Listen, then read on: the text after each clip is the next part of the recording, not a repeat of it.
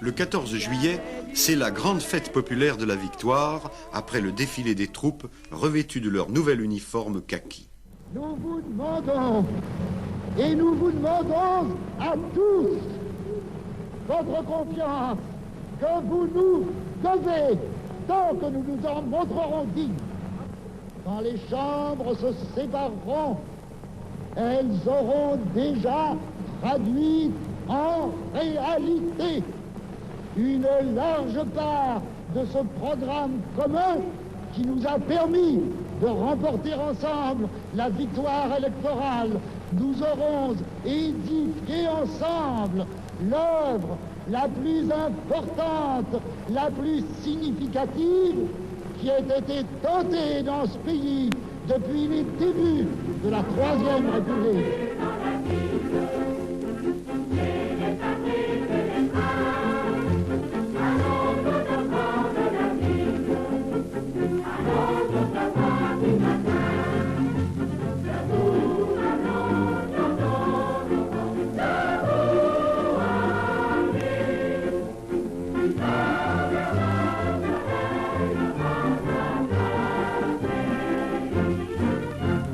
Bientôt, ce sera le départ massif pour la première quinzaine de congés payés, ce qui marquera la fin de la phase dynamique du Front populaire.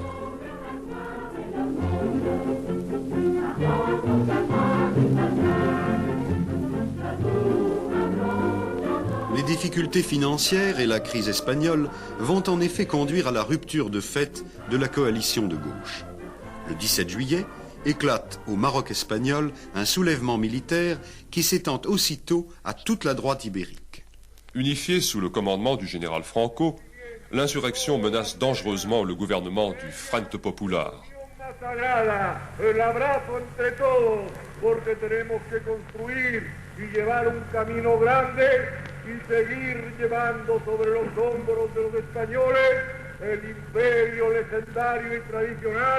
Que la juventud española forjará, y la forjará porque lo está jurando con su sangre pródiga, porque lo está diciendo en los campos de España y porque está en el corazón de todos los españoles que gritan ¡Arriba España!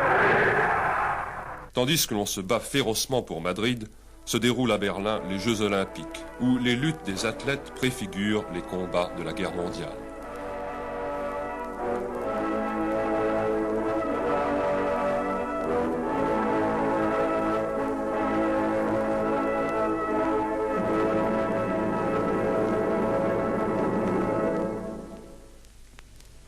Verkünde die Spiele von Berlin zur Feier der 11. Olympiade neuer Zeitrechnung als eröffnet.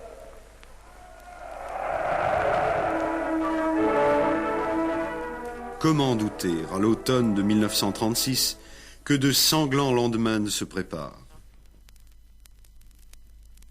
Faisant campagne pour sa réélection, Roosevelt ne dissimule pas son inquiétude. To some generations, much is given. Of other generations, much is expected. This generation of Americans has a rendezvous with destiny. Les puissances européennes ont signé un accord de non-intervention en Espagne, mais les Italiens et les Allemands aident presque ouvertement Franco. En France, les communistes réclament des canons, des avions pour l'Espagne. Léon Blum doit refuser, devant le double veto des Anglais et de ses partenaires radicaux.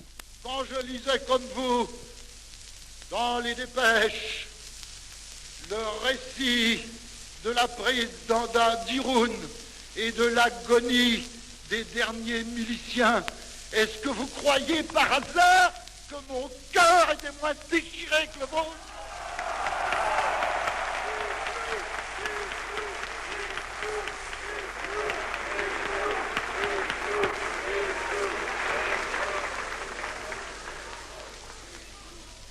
Et d'autre part, je sais que le maintien du gouvernement légal de la République espagnole garantirait à la France en cas de complications européennes, la sûreté de sa frontière pyrénéenne, la sûreté de ses communications avec l'Afrique du Nord. Je sais bien ce que chacun de vous souhaite au fond de lui-même. Je le sais très bien, je le comprends très bien.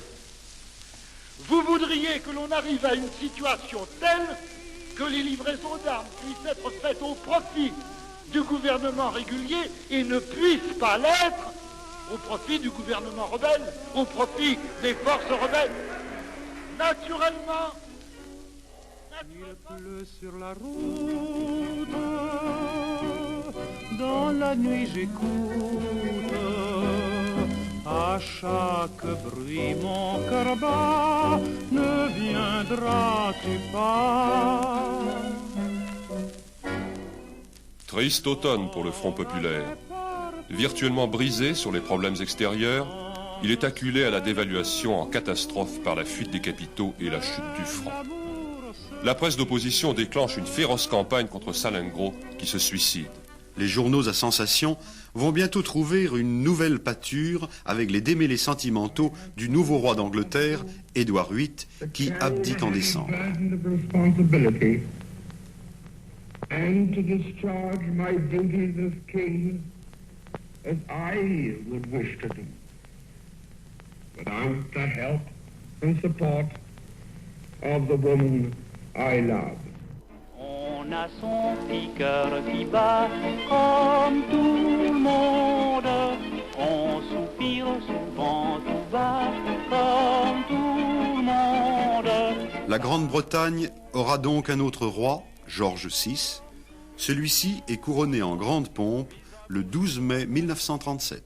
In me, as your king, is vested for a time of the duty of maintaining its honor and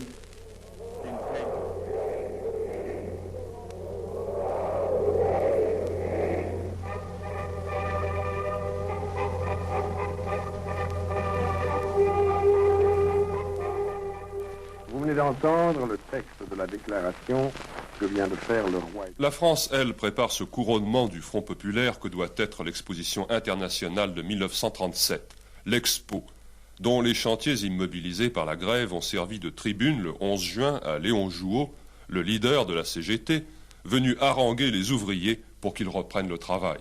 Bien des revendications restent à conquérir. Cependant, notons qu'un grand nombre est déjà pour le mieux-être des classes travailleuses entrées dans le domaine des réalités. Ma pomme, c'est moi, je suis plus heureux qu'un roi. Je ne me fais jamais de mousse, en douce, je me pousse. Léon Blum lui a succédé à la tribune pour proclamer une confiance qu'il ne ressent plus. En effet, dès le 20 juin, il se retirera. Première année d'existence ministérielle se termine, nous en commençons une autre, avec allégresse, avec confiance, avec fierté, sûr d'être soutenu par vous pendant cette seconde année, comme nous l'avons été pendant la première, et c'est ici, l'an prochain, à pareille date, que je vous donne rendez-vous.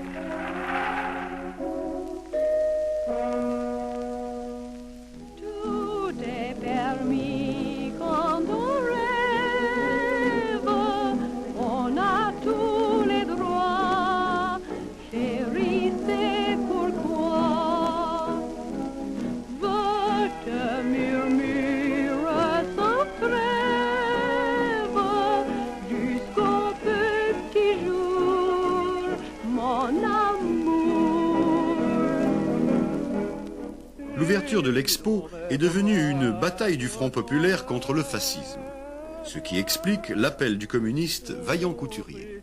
Paris, avec la belle ordonnance de ses monuments et de ses places, était bien le cadre idéal pour le développement de cette grande fête de la fraternité internationale.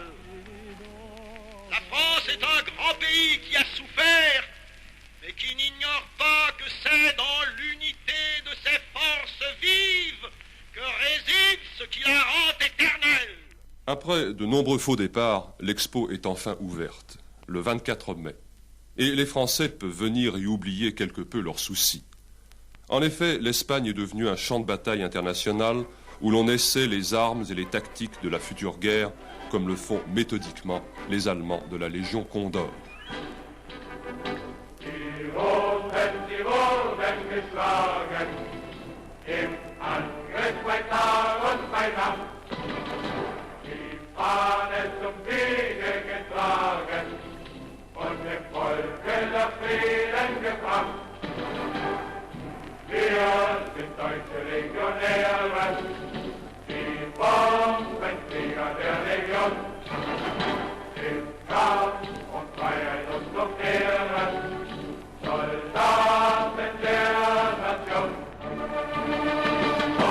Dans le camp marxiste ont été formées des brigades internationales qui se sont illustrées à Guadalajara en mars 1937.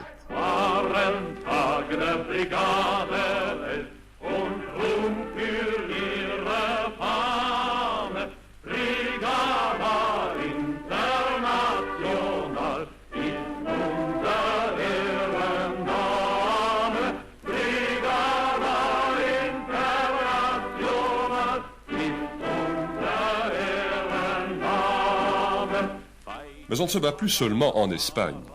Depuis le 8 juillet, de sanglants combats opposent Japonais et Chinois.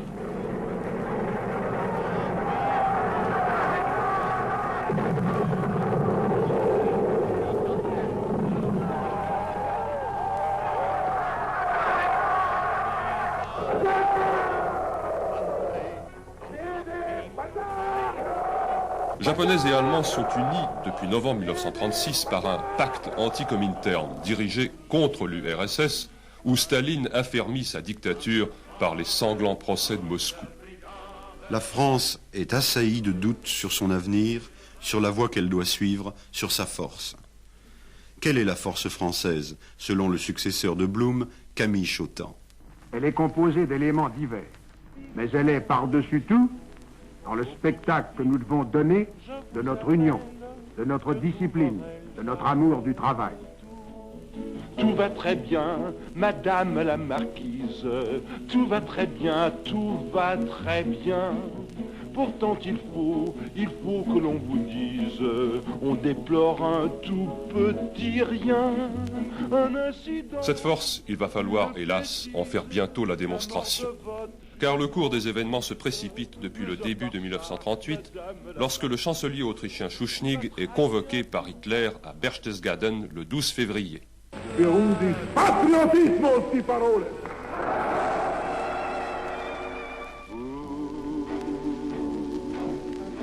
passez sans me voir, sans même me dire bonsoir, donnez-moi un peu d'espoir ce soir, j'ai tant de peine. Schuschnigg aux abois décide brusquement le 9 mars un plébiscite sur l'indépendance pour le dimanche suivant, 13 mars.